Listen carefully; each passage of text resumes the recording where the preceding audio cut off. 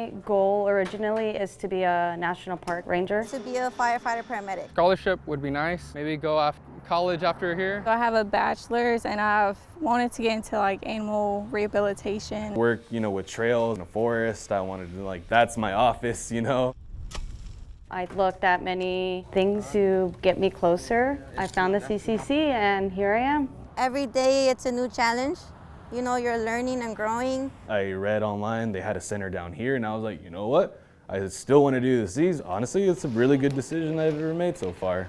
I've really enjoyed this program and everything they have to offer. In the short term I've been here, it's been very life-changing, It could put you on the right path to do a lot of stuff. Like the resources that we have available here is something that's not really offered out in the real world. You just gotta really look for it. They encourage you and they know your limits and it's just a great place. Our navigator, Virginia, she's really good. This is something I wish I could have had when I was in school or everything because she's setting us up in a path. You tell her what you want and she will get you there. Fire, not something I ever considered in my past life.